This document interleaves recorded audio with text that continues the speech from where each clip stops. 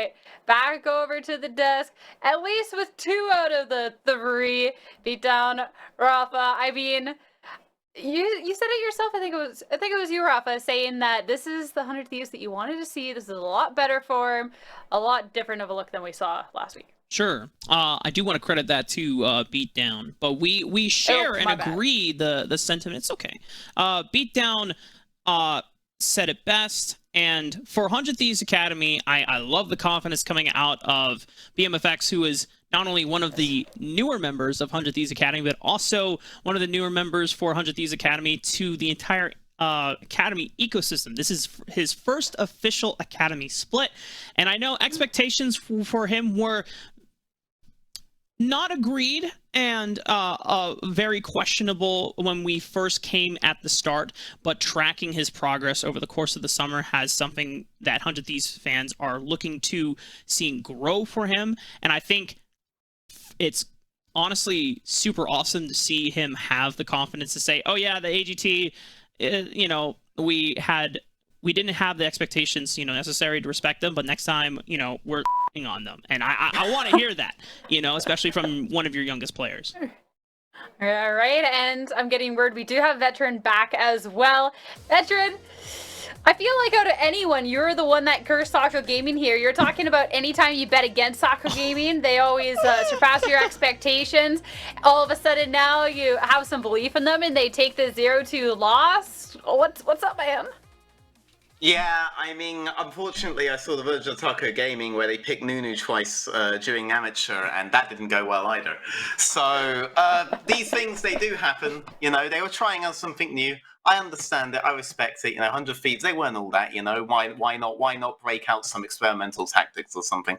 But you know, sometimes it's just not your day. All these guys have had phenomenal performances the whole split, though. They can be very, very proud, even of the fight that they put up today, doing a lot of heavy lifting of that word. But yeah, I mean, I'm glad that they were able to make it all the way up to here. So I mean, they have really good future ahead of them, all of them. So happy about that.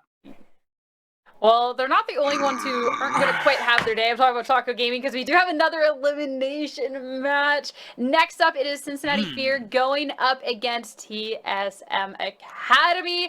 Another showdown of Academy going up against Amateur here. And to start things off, let's talk about this Fear roster beatdown.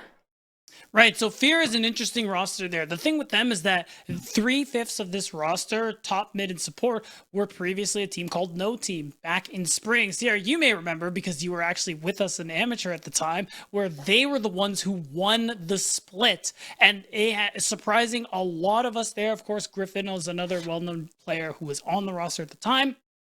Won, and now most of them became Cincinnati Fear. Didn't have as good performances, made it to the playoffs, but got eliminated by Taco Gaming, funny enough, in the quarterfinals. Still, a team who I think have shown a lot of improvement throughout the split, because I know early on, getting to talk to some of the coaching staff at the beginning of summer, things in terms of practice, having the team try to gel properly was a bit of a struggle for them. But I think as time has gone on, that's looked a lot better. Yeah, and to start things off, we always like to highlight a player, and in this case, it is going to be Sketch. This ADC veteran, I know you always something to say. Let me know about this. Famous for his Tristana play. Interesting.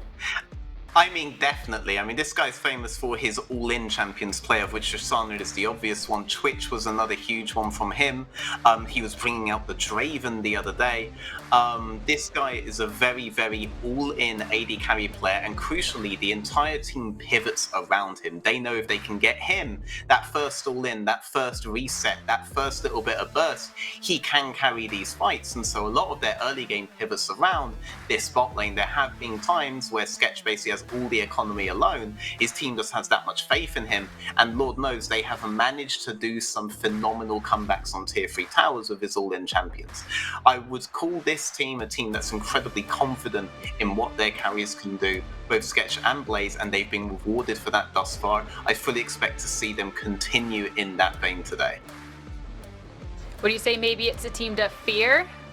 Oh my god. That pun is rather Sketch, if you were to ask me. Okay, that's Okay. better. That's pretty All good. right, all right. Hey, you know, if I don't go for the bottom of the barrel puns, then there's nothing to build up from. I'm just taking the hit, so Oh, it's everyone true. else here doesn't have to. All right. Moving on Appreciate though. it. Talking, I got you. I got you. Don't worry. Always try to make the guests look good. You know.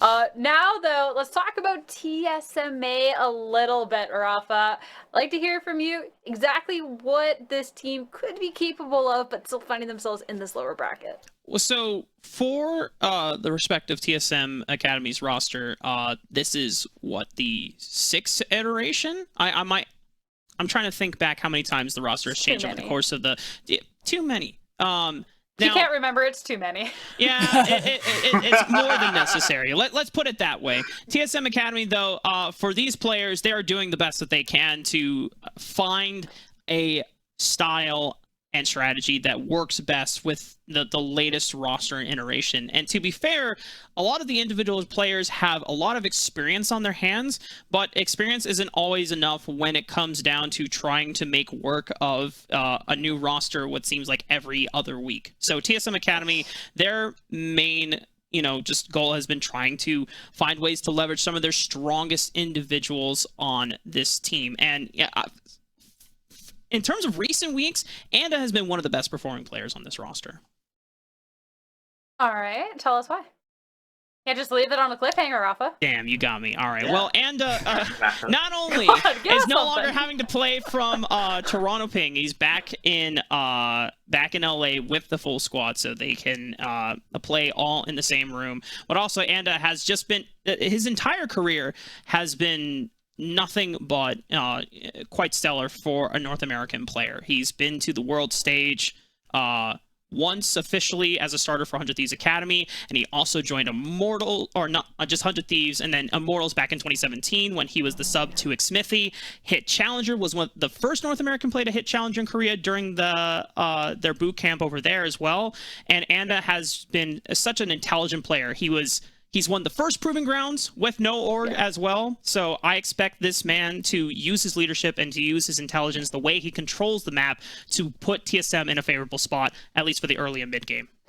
Yeah, well, someone that we want to talk about as well, I'm surprised you didn't bring it up, is we wanted to be highlighting Soul going into this. I mean, we talked about varying levels of experience going into this beat. Now, no, wait, veteran, what is that? What is that? Is it the ribbon thing? It's a ribbon main. It's a ribbon I knew main. it. I knew it. I mean, and it happens. My old enemy has returned.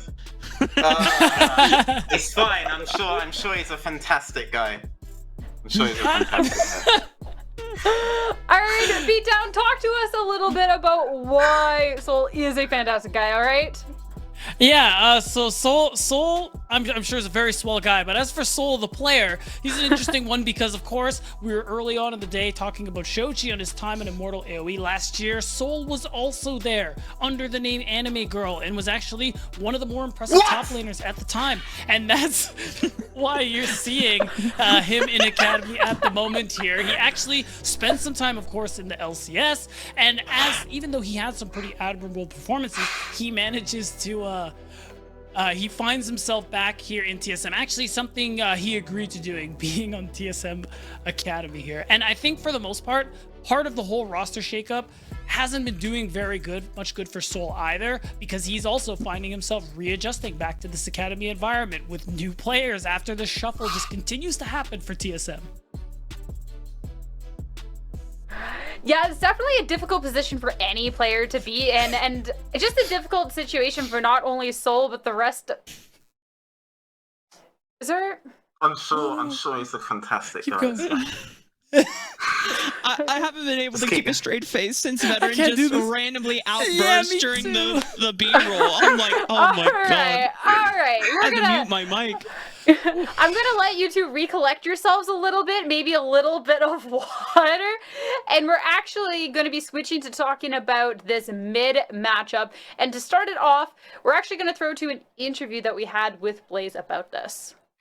First, it's kind of easy to work with the same people you know. Obviously, we chose to work with each other, right? So, we know each other's strengths, weaknesses, even our emotions. We can work with each other. But I would say our team changed drastically. So in the end, I basically have a new top in support right now, like in game. So yeah, at the beginning it was nice. Now I don't think it would matter if I had like the equal skill players Yeah. because we changed up a lot. I'm really confident going into today, and especially after facing C9, which is a third seeded team. For an amateur team, we got insanely close to beating them, and you've seen every other amateur team even stomping some academy teams. Mm-hmm. And none of our teams have like any academy scrims, no resources to like LCS scrims or something like that. So I think I'm really confident going into today, and I think if we had the next step, it'd be even easier. Oh, All right, now that the two on the other end of the desk have recollected themselves a little bit, I'll let you have a turn to speak here, Beatdown, about Blaze in that interview.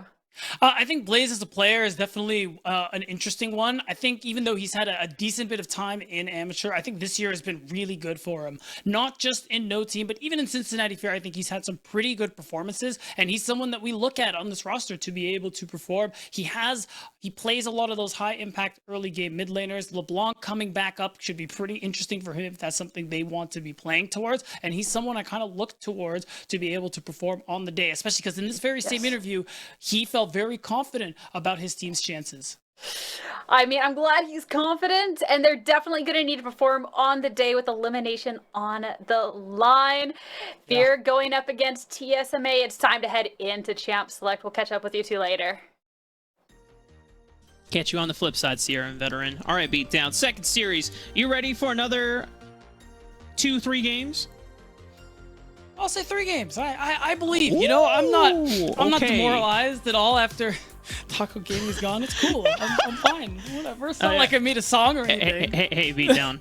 Yeah. On your right cheek, there's another tear there. Oh, well, thank you, Mark. You're welcome. I just got to make sure I rub all the salt off of your face, Oh, my. You know what? You can do this Champ Select by yourself. All right. Well, it's a solo cast for now. No, I'm just kidding. I really want to talk about this. Okay. Get back into the ring, Beatdown. Yeah, TSM Academy bans have been thrown both ways by these teams. One of the things that we already highlighted for Cincinnati Fear, though, on the flip side, is that Sketch loves to play all-in champions. And Draven already showing us in their series last week against Cloud9 Academy, almost made great use of it, wasn't able to completely bring it to full fruition, but they're gonna try it again. And again, that's the trend that we were highlighting early on in the day. Amateur teams, really solid early game plans, really often comfortable trying to make use of these lane bully champions. And you're seeing another early game champion as well in the Lee Sin. That is the Trickster special right there. So that one is going to be a really exciting pick to see too. And I mean, Trickster's another player like to be highlighting as well. Actually, previously on Taco Gaming, has been in around the amateur scene for a long time. And honestly, look, I know we say this a lot about people who play Lee Sin, but his Lee Sin is actually there's that it's a hard thing to sell when we have so many junglers in academy and amateur who have made their names. But you know what? I'll give you that one.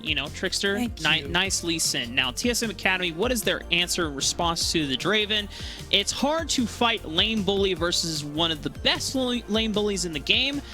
You got to go for the scaling. Jinx locked in for tactical. TSM Academy can make their bot lane duo complete, and they do with the Braum.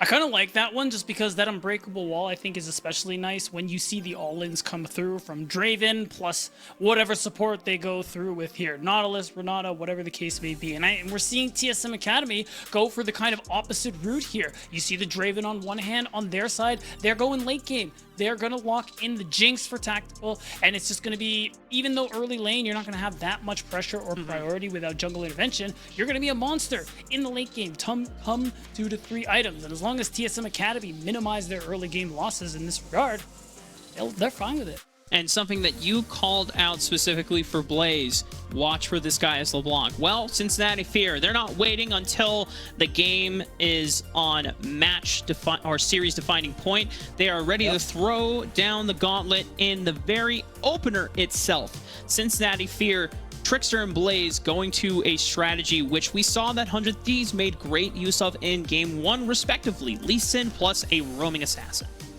100%, and it's perfect because one, LeBlanc Lee Sin, one of the best skirmishing mid jungle duos we have in this game, and they're going to be able to have a lot of impact. We talked about it in the last series, how important that aspect of the game is. Cincinnati Fear, they're playing into that once more, and I like that you see the Lissandra taken away immediately. You want to minimize some of the ways Blaze can be stopped, so now you have this way to kind of circumvent the late game Jinx, because you can give Jinx 5, 6, you can give her 10 items, but as soon as she's on LeBlanc's screen when she has 2, bye-bye. Point and click ulti. Have a sick one. Talk about interactive gameplay for you, For real. I'll play this. Try to, distort your way out of this one. Cincinnati here, making use of their bans to target any counter picks that Takeover could use specifically into LeBlanc. The Vex also being taken away. TSM Academy, meanwhile, looking for support bans, maybe one more. No, it's the Darius. You know what? I respect that. You gotta...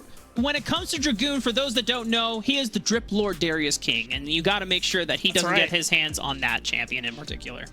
Right, and again, doing that interview with Blaze, he talked about how the members he's been with since No Team, Dragoon and Plux, of course, of how much they've improved throughout the year and their time together, being on that same consistent roster all this time. And it's, even though that's true, you got to worry about the roots here for Darius players. So you want to make sure they don't have the opportunity to go off there. So instead, you lock in the Rakan, you give Plux this opportunity to be that hard engaged that I think was really the only thing missing in Cincinnati Fear's composition. So now Plux has this opportunity to start these team fights up, use the quickness, use the grand entrance to be able to help isolate. Again, tactical. It's about taking down this Jinx. Powder doesn't get to have fun today. Yeah, and so far for TSM Academy, that's really the main source of damage that has been slotted in for this roster. Gwen opens up the damage profile a little bit, giving you both magic and true damage, and TSM Academy might just splash in a little bit more of that same flavor with Ahri, because Orb of Deception, magic and true damage on the flip side, and you get mobility on the back end. But, Beatdown, one of the cardinal sins of casting is to talk about a champion while it's being hovered before it's locked in. So I'm going to take back my point completely. Happens to the best of us, man. It's okay. And so, interestingly enough, I was kind of expecting the Rise to actually be locked in, but it's actually the Sylas there for Takeover in the mid lane. So that's more of an interesting one. Early on, you're not going to have as much pressure, and Blaze should have the opportunity to be able to get out of lane early on, which is exactly what he wants to do. But Sylas later on, especially with a lot of these useful ults to steal, he is going to be a problem. Whoa, wait a second! Wait a second! Mark, everything I was going to say! Dragoon actually, is that real? Joey, production, someone tell me, is that real? Yeah. Before is that continue excited, Joey. All right, that is in fact real. My God, it is real, ladies and gentlemen. It has been locked in, and we know that Dragoon is no stranger to pocket picks in the past. But Alawi, in my history of watching Kishan play, I don't think I've ever seen this guy pull out Alawi before. Me neither. Oh man, well this is a treat. Beatdown. Mark, let me talk to you. You want to know why this pick is based as all hell? Let's talk about it. The fact that TSM Academy's whole comp, you have Sylas, you have Wukong, you have Braum, secondary engage still kind of counts, getting up nice and close. So many melees. Loves that. She eats that up. That's how she lives. When you have that, I think Leap of Faith is the ultimate up. One item. She needs one item. And you can't fight her while her up is up. Her ult is up, Mark. It's not playable. It's actually crazy. Well, Beatdown, let's not delay any more time. Let's get right onto the Rift, because we have an Alawi locked in Proving Grounds, and it's thanks to Dragoon himself. And without Leap of Faith, he could very much live up to the mantra of Dragoon Smash. My God, wow. I never thought I'd see the day, Mark, but it is the Alawi. And the thing we didn't even get to talk about, a thing I was thinking about a lot about this particular matchup, is the fact that these teams play kind of opposite ways. Sketch, yes, gets a lot of attention on the bottom side, but Dragoon is no stranger to jungle attention either. TSM Academy, though, they don't do that. In all the games I've seen recently, especially since Soul joined back on the Academy roster, TSM Academy, being top as a wasteland. Very little attention goes to Soul, and that means that Fear, one of Fear's best chances, in my opinion, is playing for Dragoon in the top side, who we know can bully lanes, who we know can snowball advantages into wins for his team, and this is the perfect way to do it. Oh, man.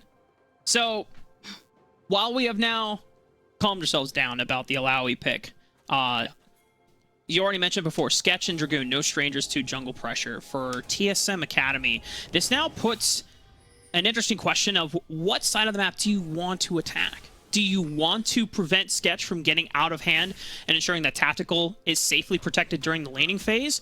Or do you try and even dare shutting down Dragoon before he gets rolling? I think you have to. The fact, I mean, you see the split map coming through from Onda kind of tells us that the bot side is a little more of what they want to be focusing on. But I think Alawi is a problem after level 6 and when she gets some items going through here. So in light of this particular draft, you'd think they hope to try and take advantage of that in the top side, but that is not the case. They still would rather focus on this bottom side of the map.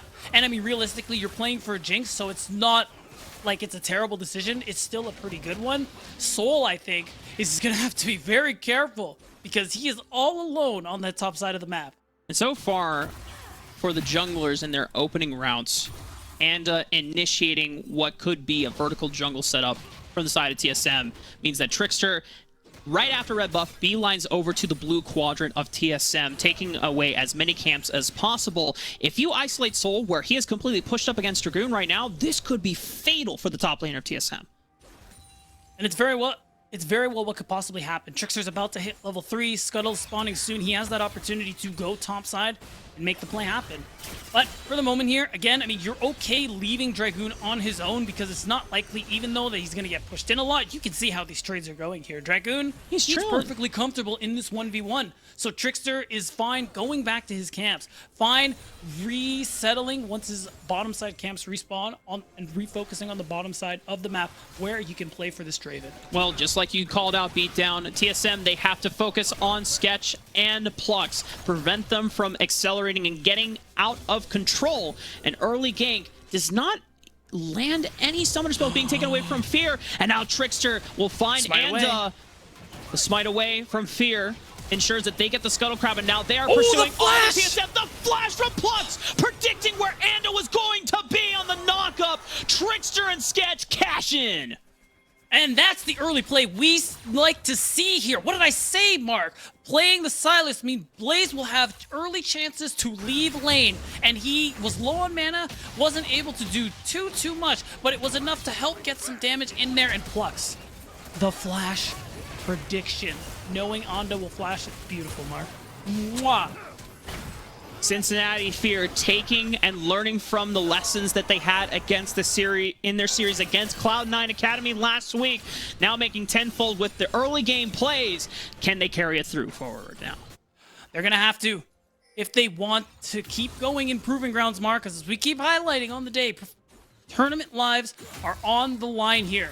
And this early lead is a good start for Cincinnati Fear, but they have to keep it going. And I like what we're seeing. The roams from Plux and Mia to be able to see if they can have the impacts elsewhere on the map here. And I think Plux is a player, too, that I want to highlight a little bit. When I first started casting League, Mark, you know one of the first teams I really liked? Oh, it was Revival. Revival, You already know, man. Yeah. And Plux was there with Scooped. And I remember the tournament that shall not be named, when they upset Maryville in the semifinal. You know I'm not saying it, but the point is, they upset Maryville in the semifinals. And I think Plux had a huge, fantastically huge impact in that tournament. When it comes to engaged supports, he's a pretty strong player.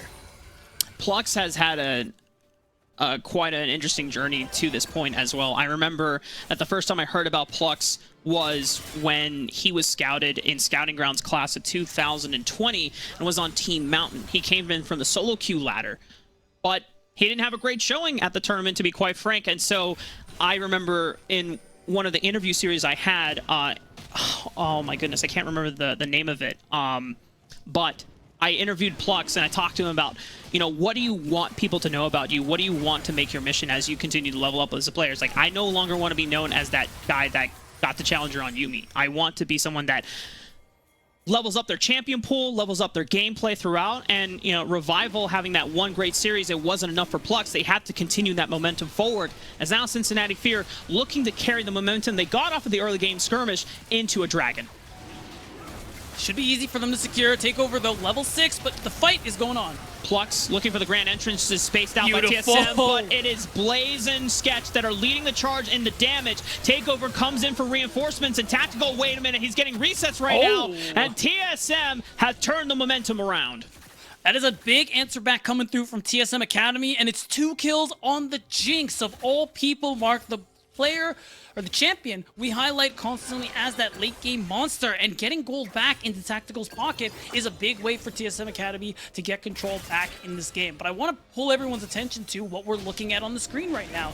Actually, I'm going to pull our attention to the replay because we're going to see exactly how this one went down. And I like the call from Fear. They realize, hey, look, Takeover's in lane. We have a 4v3. Let's just full send it. Like, forget these guys. But the problem ends up being that, one, the CC doesn't come through, so even though you have the numbers advantage, a lot of damage was being done. And now Dragoon finds himself in the 1v2, but the Leap of Faith, it's not enough damage. Soul popping the Ignite at such a beautiful timing, ensuring that Dragoon did not get enough healing from the tentacles smashing down. Right, and that's a big roam coming through from Mia. We talk about, and I was saying, you want to be able to shut down Dragoon early on, or at least get some extra gold in this Gwen's pocket because of how impactful Dragoon will be later on into the game. I think this is the perfect way to do that. Getting a lead on Soul, and this is a big thing too, because again, this doesn't happen very often in the recent matches for TSM Academy. So I like that shift in focus onto the top side of the map. They will have to keep it up though, because one death is not going to slow Dragoon down. He's still going to be a problem later. Cincinnati Fear. Will they continue to leverage onto the bottom side of the map and leave Dragoon to his own devices? The first dragon is still up for the taking. Cincinnati Fear, with all the resources on the bottom side of the map, indicates that they want to make sure that this is the first objective they take. Rift Herald is also available, but no team has shown any inkling of desire for that yet. It seems like dragon stacking is the play. Wait, there's actually a play here to be had though. Tactical still has flash available, but the grand entrance lands. Trickster trying to wait out the resonating strike before Tactical finally flashes, but Sketch cashes in once again. The whirling death finds its mark. The bottom lane duo TSM goes down. And that's perfect. That focus on the bottom side, keeping Tactical in the dirt, is how you win things out here for Fear in the early game. And they're continuing on that pressure. Now Sketch is 3-0. He's cashing in on Adoration. And the only real downside is that you leave open the Rift Herald as you continue to focus on this dragon. But Fear, they're okay with that. When you have this composition that's mostly really good for the mid game, where you spike at 1 to 2 items hard, you want to just stack for Dragon Soul. Meanwhile, on the top side, TSM Soul finds a solo kill onto Dragoon. It did not seem like Leap of Faith was available or wasn't going to be enough. Not quite. So now this is a moment that TSM can look to, because Tactical has been somewhat decelerated. Sketch is insanely far ahead on the Draven, has not died yet. So I imagine now that TSM, they have to leverage their advantage through the top side of the map now. Agreed. And again, it is a bit of a newer look for TSM Academy as of late, but it's very welcome. The fact that you have all this pressure topside, you have Onda and Soul who are doing all right so far. I think dropping the Herald for Soul, maybe not now, in the top side though, would be a pretty big option. Allowing Soul to be able to have that pressure on the top side, push the wave in far enough so that he can get out of that lane and start impacting the rest of the map.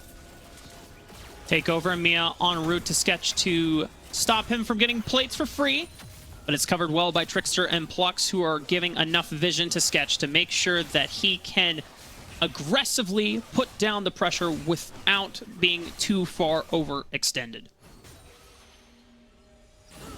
And I like that cover, just to make sure that Sketch continues to stay comfortable in this bottom lane matchup and continues to snowball. You're already seeing the Mythic come through here for Sketch. Kraken Slayer coming out too. It's usually the Eclipse, but we're just going full DPS on the Draven here today, Mark. That's what Brady's saying. For Fear, it's all about this Draven. We haven't really seen Blaze got off to a roll quite yet after participating in that skirmish that went sort of TSM's way. But as I say that, Blaze getting this wave pushed in is waiting to complete his own Mythic, rush the Sorcerer's Boots instead so he has more time to roam out of that lane and look to continue leveraging Sketch's position right now. I imagine that Cincinnati Fear, with all the vision control that they are slowly pushing further and further into the encroachment of TSM's jungle. Soon, it's going to be very dangerous for TSM to even walk in. Right, but right now Trickster has quite the angle.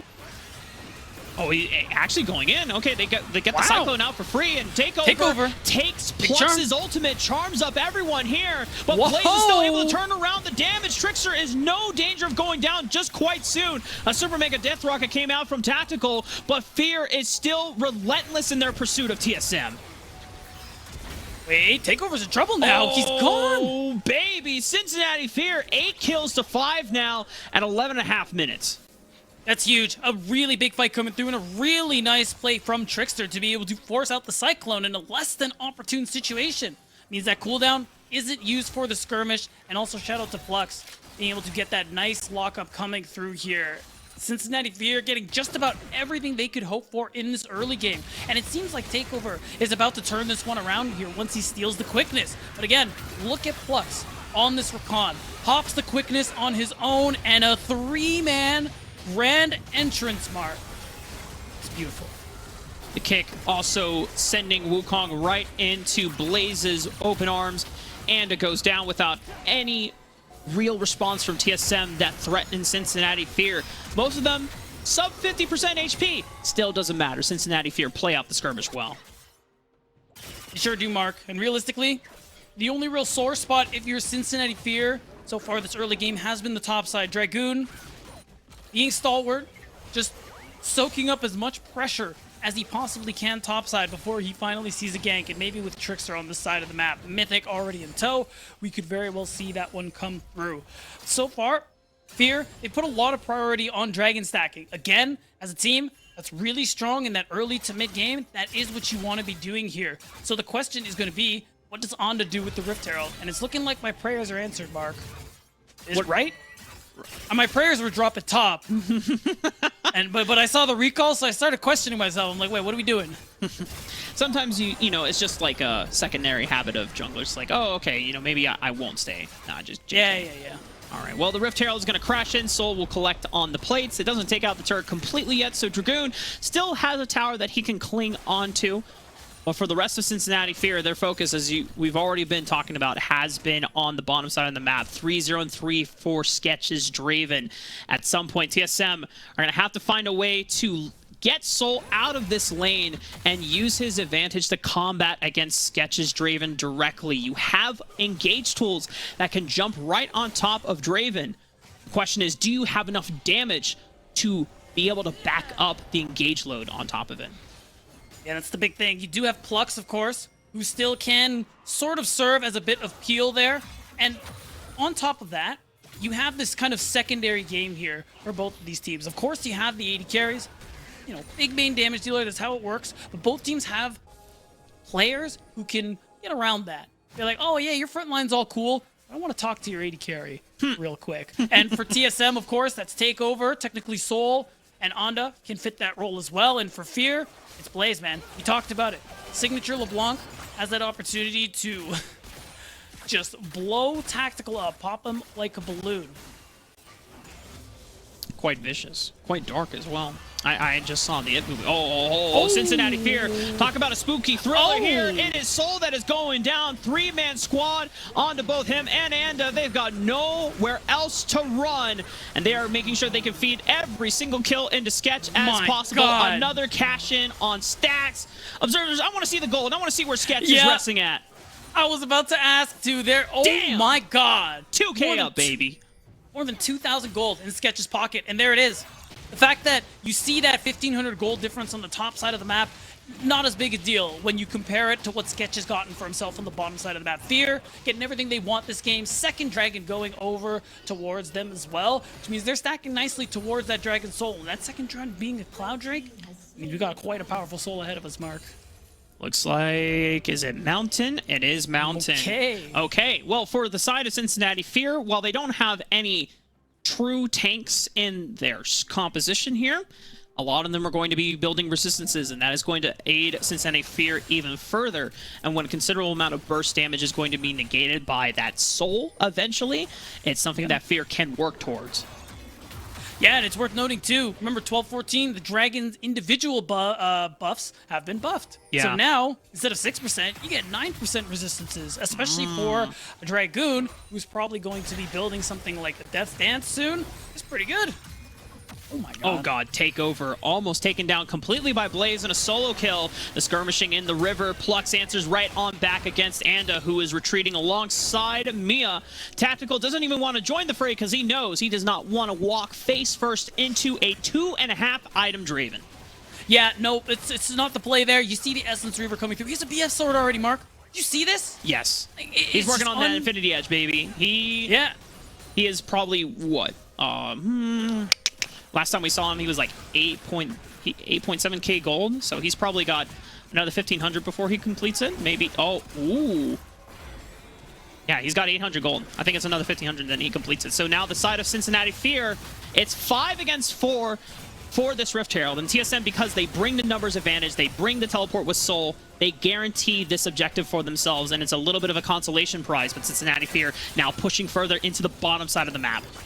Yeah, that's the thing. I think it's okay, especially the fact that Soul committed teleport to it, and Takeover teleported not too long ago. You're okay with that if you're Cincinnati Fear. Dragoon still has his. He gets to shove this bot wave deep and have someone, namely Soul, to be able to answer that one. And it just continues to allow, I mean, what we're seeing here, Anda losing a lot of his bot side camps. This focus on vision on the bottom side, and albeit it isn't there now, but all this pressure means that Fear, they're going to be able to do it again. And in 3 minutes time, when their soul point comes through, I mean, they're in a beautiful spot to be able to capitalize. Mark, I want to remind you of something I said in the early game. What's up? 2 things about Alawi that are scary. When she gets her ult, and when she gets Divine Sunderer. Well, that's 2 for 2, baby. So I'm very concerned about anyone who gets within melee range of the Dragoon. And for Cincinnati Fear, they are very much relying on getting to the objectives in the first place because they don't have great engage tools outside of Plux, but they are a team that would love for TSM to just pour into them because it's a lot easier for Plux to charm everyone, all the threats coming in, and for Dragoons especially, he gets time to build up the tentacles, and then soon the horde of all of those tentacles just start raining down and slapping TSM. Right. So far, talked about it. Fear, Blaze specifically, very confident going into today's matches. I think AoE Ginger Turmeric's win wasn't only great for us, AM lovers and watchers. It was a motivator for amateur teams, seeing that Academy not only can bleed, Mark, but they can fall. And, I mean, you saw it in the interview. Blaze is feeling good. He compliments his team, specifically Dragoon and Plux, on how well they've improved this year and how good they look. I think it all culminates today and how they're playing so far. Yeah, we talked about, Plux coming from his Mountain debut in Scouting Grounds 2020 and the almost 2 year journey he has gone on since then. Wow. For Dragoon, he made his Scouting Grounds debut last year on, I believe it was Team Cloud, and I think they won the whole tournament, if I'm not mistaken. I'll get an update from, I imagine, either Kelsey or anyone else of my colleagues just to make sure that I am telling correct proving grounds. I'm not capping on the broadcast, although it happens not intentionally. But we are heading into the next objective here, beatdown. 50 seconds before this Mountain Dragon. And TSM, they're the first ones here. Right, so we're 40 seconds out now. All the recalls have been done. Gold has been sent. I will direct your attention to Sketch's items because he has the Infinity Edge, Mark. Goddamn. He's the CEO of Booster Juice. This man is juiced right now, Mark. And even though you don't get that entrance that you want here, you already see the threat that Blaze can pose onto Tactical. As long as they can get the angle for Plux to start these fights. Oh, please. Dude, the crits on the minions, it's already plus 900. Disturbing. So I think when he walks up to a squishy member like Tactical, that's at least 700 damage that he's doing. 2 autos maybe, and they're dead, no? Good God. Yeah. It's the Draven player's dream here, and this is it. TSM have basically held on to the Rift Herald for this moment here. It's that conundrum where do you deal with Herald, do you take the Dragon? I think Fear, mid-turret be damned. This Dragon is something you need desperately right now, and I like that they're focusing. Yeah, forget it. Who needs it? Mid-turrets are overrated. Okay, well, Cincinnati Fear, they're very much in alignment with your theory here as well, Beatdown. 8,000 health on the Dragon. TSM, only 4 members to 5. Oh, but Takeover! Looking for the flank here. Blaze, can he rectify it? But Tactical and Takeover make quick work of Sketch, get the shutdown, get the Rift Herald charge in the mid lane, and they get the Dragon beat down. They're getting everything. What a huge play from Takeover, young mid laner for TSM Academy. Spent some time in the LCS. And let me tell you what, Mark, he's trying to make his way back in there. Who needs to play Lee Sin? You can insect on Silas too. Takeover making a great move with this flank, and TSM, they're wasting no time in being able to propel this advantage. They're starting up the Baron while we're in this replay. And you can see it on the bottom side of the map there. No vision. They had no clue. And it's so easy for Takeover to be able to basically E-flash kick. It was perfect. Just propelling the one person that you had to protect on the side of Cincinnati Fear. And it is taken advantage of by a gap in vision. Greatly played by TSM, but greatly spotted out by Takeover, who now has salvaged the momentum of TSM, decelerated Cincinnati Fear's roll. The gold lead has been stabilized, and Tactical is now catching up to Sketch. That one play, that one Dragon, that one Baron erased so much of what Fear have spent the last essentially 20 minutes working on, Mark.